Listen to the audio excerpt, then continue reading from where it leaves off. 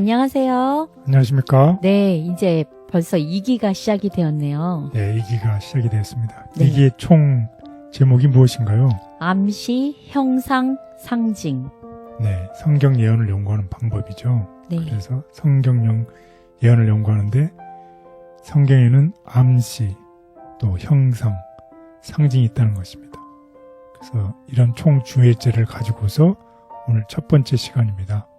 첫 번째 시간의 제목은 예언의 몇 가지 원칙. 다시 얘기하면 예언을 해석하는 데 필요한 몇 가지 원칙에 대해서 오늘 공부하는 시간을 갖도록 해보겠습니다. 이번 기는 예언이라는 주제가 좀 어렵게 느껴지는데요. 그래서 이 예언을 어떻게 해석하느냐에 따라서 그 결과에 따라서 사람들이 어떤 방향으로 가는지가 달라지잖아요. 그래서 예언을 어떻게 해석하는 것이 좋은지에 대해서 먼저 원칙, 프린서플이 어떤 것인지를 배우고 나서 네. 우리가 그 방향으로 나갈 것입니다. 네. 그래서 이제 먼저 기억자를 한번 보겠습니다. 자랑하는 자는 이것으로 자랑할지니 곧 명철하여 나를 아는 것과 나 여호와는 사랑과 정의와 공의를 땅에 행하는 자인 줄 깨닫는 것이라. 나는 이 일을 기뻐하노라. 여호와의 말씀이니라. 예레미야 9장 24절 말씀. 네, 우리가 지난기에 사랑과 공의 하나님이라는 주제를 가지고 공부를 했잖아요. 네. 거기에서도 언급되어 있던 기억절입니다. 결국 하나님께서는 사랑과 정의와 공의를 이 땅에 행하는 자인 줄 깨닫게 하려는 것이라. 결국 우리가 이 예언을 연구하는 목적도 결국 여호와께서 이 땅에 사랑과 정의와 공의를 행한다는 것입니다. 그것을 깨닫게 하고 싶은 것입니다.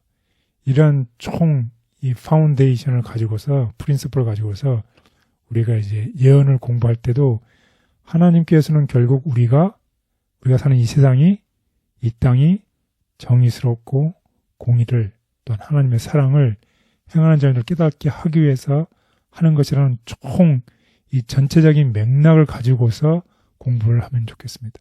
하나님께서 예언을 주신 목적이 우리가 이 땅에서 사는 동안에 무서워서 떨면서 불안에 떨면서 이렇게 살기를 원하실까요? 그게 아니라는 것이에요. 예언을 주신 목적은 하나님께서 우리를 사랑하시고 이 땅에 정의와 공의를 행하게 하기 위해서 우리로 하여금 깨닫게 하려는 것이라는 것입니다. 그리고 이런 파운데이션을 먼저 생각하시고서 공부하면 우리가 큰 그림을 그릴 수 있습니다. 큰 숲을 보고서 우리가 이제 조그만 숲, 그러면 숲 속에 있는 나무들을 공부할 때 전체적인 맥락을 아는 것이 중요하겠습니다. 그래서 오늘 공부의 배경을 보면 이 성경의 예언에 가지는 특징들이 있죠. 거기에는 무엇이 있어요? 상징. 우리가 들어보지 못한 상징, 또 애매모호한 명확하게 우리들에게 이해되지 않는 표현, 또 어떤 비교, 그리고 이 예언자나 선지자가 보이는 기묘한 행동들, 이런 것들이 성경의 예언에 가진 특징 중에 하나라는 것입니다. 그래서 어떤 사람들은 그 의미를 이해하려고 노력조차 하지 않고 그냥 다른 사람들이 해석해 주는 것에 만족해 한다는 것이. 또 어떤 사람들은 이 전체적인 큰 맥락을 봐야 되는데 이 자신들에게 유리한 한두 문장만 뽑아서 아무런 근거 없이, 성경의 근거도 없이 환상적인 해석을 만들어낸다는 것이죠. 이러한 경우에 다른 사람이 해석해 주는 것을 그대로 만족하기만 하면 정말로 어렵고 또 두렵고 또 하나님께서 원하시는 기별을 우리가 제대로 받지 못한다는 것입니다. 그래서 성경의 예언을 올바르게 읽고 또 올바르게 해석하는 사람들은 그 하나님을 아는 지식에서 어떻게 자기 자신이 성장해 가고 또 하나님께서 원하시는 복을 받는다는 것이. 그렇다고 하면 성경 예언을 올바로 연구하고 이해하는데 도움이 되는 원칙은 무엇일까? 이거를 오늘 공부하는 시간이 되겠습니다. 궁금하시죠? 네. 어떤 원칙이 있을까요? 네. 그래서 우리는 이번 주에 성경의 예언에 대해서 일관되고 신뢰할 수 있는 이해를 가져다주는 몇 가지 원칙을 살펴볼 것입니다.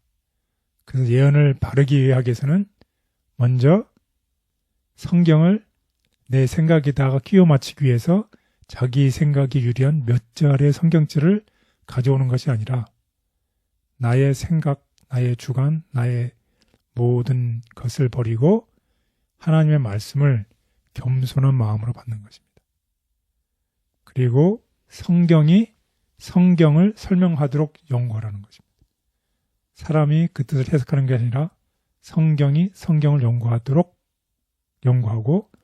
또 예언을 하나님의 뜻대로, 나의 뜻대로가 아니라 하나님의 뜻대로 이해하는 것입니다. 그래서 첫 번째 원칙은 성경을 어떻게 읽어야 된다. 올바른 태도로 읽어야 한다. 예, 올바른 태도로 읽어야 된다는 것입니다. 그럼 두 번째는 주요 주제를 발견하기. 예, 성경을 우리가 다 이해할 수 있을까요? 성경의 저자는 하나님이잖아요. 우리가 하나님을 다 이해할 수 있나요? 그렇다고 하나님을 또 성경을 다 이해하지 못한다고 해서 하나님이 존재하지 않고 하나님께서 우리를 인도하시는 것들이 다 이해하지 못하더라도 주요한 주제가 있습니다. 하나님께서 성경을 주신 목적이 무엇인가요? 우리를 구원하기 위해서요. 그래서 이 성경의 예언 속에서 우리를 구원이라는 주요 주제를 발견하는 것입니다. 우리가 전체적인 100%를 다 이해하지 못하더라도 주요한 주제, 메인 팀을 찾아서 하나님께서 이 목적을, 이 예언의 말씀, 성경을 주신 목적은 무엇이다? 구원이라는 것입니다. 우리를 구원하기 위해서 하신 주제를 발견하는 것입니다. 그 다음에 세 번째로는 과학적 지식을 활용하기. 예, 과학적 지식, 역사적 지식을 활용하는 것입니다.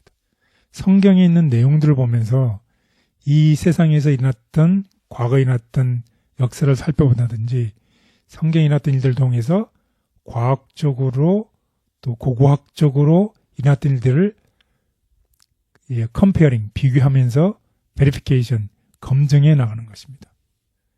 그러면 엉뚱한 일에 도달하지 않겠죠. 그리고 네 번째로는 전체적으로 접근하는 것입니다. 전체적인 숲을 보는 것입니다. 그리고 문맥을 읽어보는 것입니다. 라인, 그 선, 그 문장에 들어있는 문장 그 자체라기보다는 문장 속에 들어있는 의미를 생각한다는 것입니다.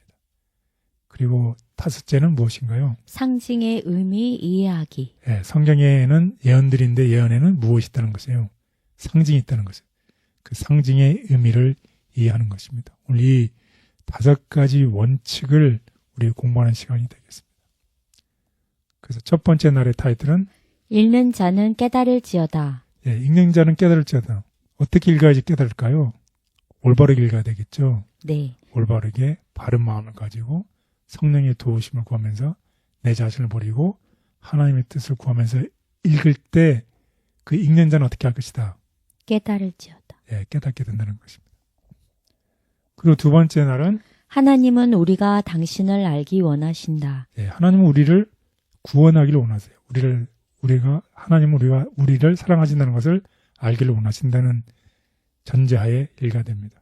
그리고 다니엘, 이 말씀을 닫아두라. 예, 다니엘에게 이 말씀을 임봉하라는 얘기가 있죠. 그래서 세 번째 날입니다. 이 말씀. 그 다음에 네 번째 날은 말씀을 연구함. 그 다음에 다섯 번째 날은 문자적인가 상징적인가. 예, 이런 이 5가지 주제를 가지고서 아까 제가 말씀드린 것처럼 소주제랑 연결시키면서 우리 다 같이 공부를 해볼 텐데 이런 공부를 하게 되면 우리가 다음과 같은 결론에 도달할 수 있을 것입니다. 예언을 연구하는 원칙을 따르지 않을 때 예언을 잘못 이해하게 되고 다른 문제에 부딪힌다.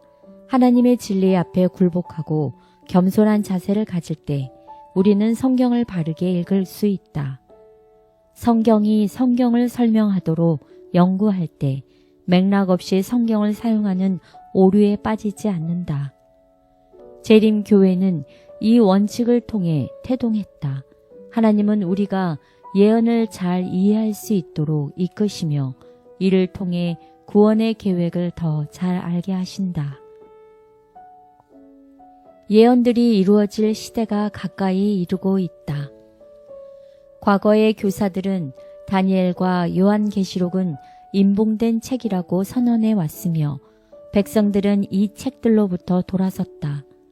그 일견 신비해 보이는 휘장은 사람들이 그것을 걷어 올리는 것을 막았으며 하나님의 손은 그분 말씀의 이 부분으로부터 거두어진 바 되었다. 계시록이라는 이름 자체는 이 책이 인봉된 책이라는 진술과 어긋난다.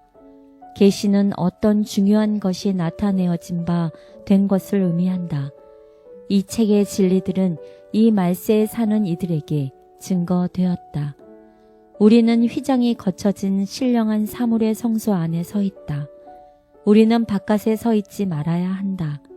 우리는 들어가야 하는데 부주의하고 불경건한 생각을 가지고서가 아니라 또한 성급한 발걸음으로가 아니라 공손한 태도와 경건한 두려움으로 들어가야 한다. 우리는 요한계시록의 예언들이 이루어질 시대에 가까이 이르고 있다.